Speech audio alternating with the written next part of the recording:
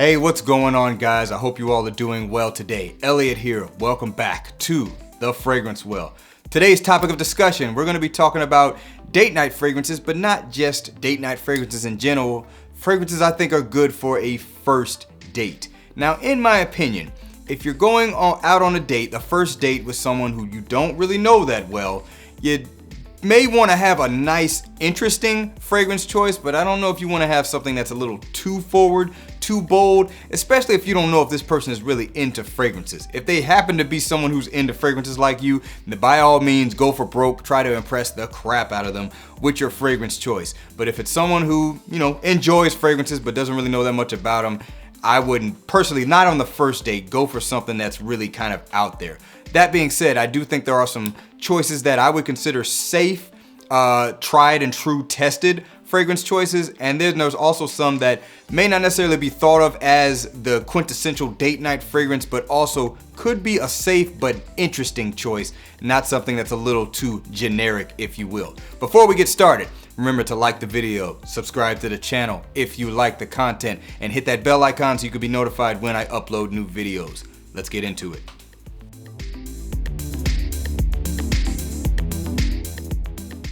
All right, guys, let's go ahead and get it started. I've got 8 fragrances here, and the first one is from Mason Francis Kirk John. It's going to be Amyris Homme Extrait. Amyris Homme, the Extrait de Parfum. Now, this one here might not necessarily be thought of as a date night fragrance. It's certainly not one that's really talked about a whole lot in the community, but it does have elements to it that I think make a good selection for a first date. That's going to be freshness, a little bit of sweetness, and a little bit of spiciness. You'll notice that theme throughout a lot of the fragrances I'm featuring on this list, but they don't all necessarily smell the same. But this one here has a good amount of spice coming from cinnamon primarily. The fragrance is also quite fresh and it is quite sweet. This one does have a little bit of push to it, so I would say with this one you definitely don't need to go super heavy with the sprays, which is a good thing about it. If you go lighter on the sprays, you create an alluring cloud around you to where she needs to come closer to you to really experience it. She doesn't need to smell it from across the room. The fragrance is very pleasant. It's very nice and enjoyable in the air, but it is also not your typical fragrance, but it does have a very nice sillage to it, a very nice scent cloud that I think is very pleasing and could be good for a first date to, not necessarily be too bold with your choice, but also not be too safe either. So once again, from the house of Mason Francis Kirk John, we've got Amyris Homme, the Extrait de Parfum. All right, next one is a more tried and true and battle-tested date night fragrance, DNA. From the house of Yves Saint Laurent, we've got La Nuit de l'Homme. This is the Bleu Electrique flanker. La Nuit de l'Homme, Bleu Electrique. Now, I do think the original La Nuit de l'Homme works just as well. This is very similar to that. It's just a little bit more modernized. But you also have that hint of freshness in here, but also a lot of spices. There's a lot of lavender in this, mixing with ginger and cardamom, making it for a very nice, alluring scent DNA. This is one of those ones that can pretty much work for any date night scenario. I don't know if it would be considered maybe too overused. It's tough for me to say that. I can't say that for certain.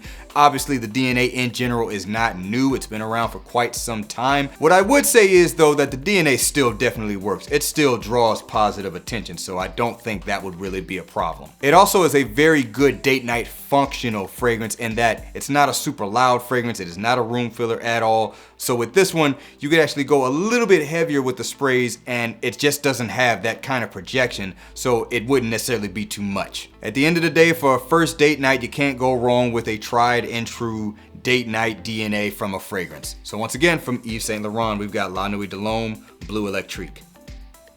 All right, so next up, from the house of Xerjoff, we have got 40 Knots. Xerjoff's 40 Knots. Now, depending on how you feel about this fragrance, you might be thinking, I don't know if that's a really good date night choice, especially for a first date night. My opinion, though, this fragrance has an amazing smell in the air, very warm, somewhat spicy, but not necessarily. There is an aquatic vibe to this, but it's not super salty or anything like that. Very nice honey accord in this. Has a little bit of a similarity to something kind of like Ombre Nuit from Dior, but definitely a different take on it. And the way I think that this fragrance can work is you just simply don't overspray it. This fragrance does have some push. It does have some lasting power. So for a date night scenario, go light on the sprays. Maybe 2 sprays is just enough for this one. And also, I do think with this one, you might want to kind of consider where you may be going. There could be certain date night scenarios where a fragrance like this might not really match up with that kind of vibe. Just kind of take that into consideration. That's the only thing I can really think as to why this may not work. There's also, just the chance that maybe the person you're going on a date with just really doesn't think this smells that good. The fragrance is interesting. It is a little bit weird, but it's not off-putting in my opinion. So I do think it could be a good option, particularly if you want something that's gonna make you stand out a little bit, but you're not going too bold with your fragrance choice. 40 knots, I think it is a good date night option. Just mitigate the sprays from the house of Xerjoff. 40 knots once again. All right, guys, so next up, coming from the house of Guerlain, we have got Homme Idéal, the original eau de toilette. Homme Idéal, the original eau de toilette. Some people might think that, some of the other flankers would be a better date night choice. I don't necessarily disagree. The only other one I have from the Idéal line is going to be the extreme version. I think that might be a little too much for a first date night. Unless it's just really, really cold out or something like that. But this one here, a little bit more balanced, still has that freshness, a lot of citrus in the opening of this, a little bit aromatic, kind of fresh aromatics with it, but also has that, famous almond accord that the line is known for, giving it a little bit of a creamy nuttiness, if you will, and there's also some very nice woods in the dry down. So this one's more fresh, woody, if you will. This is another one, I think, just a couple of sprays, it could be very interesting, it could be very nice, maybe a little bit more of a fun date night scenario. It's definitely not as juvenile as some of the more sweet flankers, so there's a little bit more of a balance with this one, I think. Thinking maybe making it a little bit more of a versatile choice, in my opinion. I know I've certainly received positive attention from this fragrance, so I think it definitely can work as a great date night scent as long as you don't overspray it. Once again, Guerlain, Homme Idéal, the eau de toilette. All right, guys, so next up, another tried and true date night scent DNA from the house of Dolce & Gabbana. We've got the one Eau de Parfum. Dolce & Gabbana is the one Eau de Parfum. Very much known as to be a very good date night fragrance, both in scent profile as well as functionality. Another one that is known for not being a very big projector. A lot of people complain about it, but in a date night scenario, that's actually perfect. Another one that also combines that freshness and that spiciness and that sweetness in a very nice, balanced way. You also got cardamom and ginger in this one as well. You got some orange blossom in here, a little bit of grapefruit in the top to give it some more of that freshness. And there's also a lot of amber and tobacco in the base. It's very well balanced. It's not super rich, not super strong in the tobacco. Most people probably aren't even gonna pick it up. I would say you have to have a little bit of a trained nose to even notice that tobacco is there. It is a very leafy, kind of clean tobacco. It's not ashy or anything like that. This is another one that, yes, it's been around a while. There's a possibility she might have smelled this before, but the fact of the matter is the fragrance DNA smells great. People love it. It's a great date night scent choice, especially for a first date, particularly if you don't want to come off as too forward. I don't know, it could be a little generic, but I think people enjoy the scent so much they just are not gonna care, and it's not like Sauvage, if you will. So great date night scent DNA, especially for a first date in my opinion. Dolce & Gabbana's the one Eau de Parfum. The Eau de Toilette will work as well. All right, next up from the house of Bond number 9, we have got Lafayette Street. Bond number 9's Lafayette Street. So this one right here is gonna make use of fresh accords and sweet accords. This one makes heavy use of a nice crisp apple-like accord in the top. It's very fresh again, like I said, also some bergamot. Very heavy floral base, kind of a bouquet of florals. Nothing really necessarily sticks out to me, but in the dry down, you've got a lot of tonka bean and vanilla and ambroxan, all kind of combining to just make a very pleasant scent experience. This is another one though, that if you go lighter on the sprays, that's what I think can make it a good date night choice, especially for a first date night. If you overspray this does have some push to it.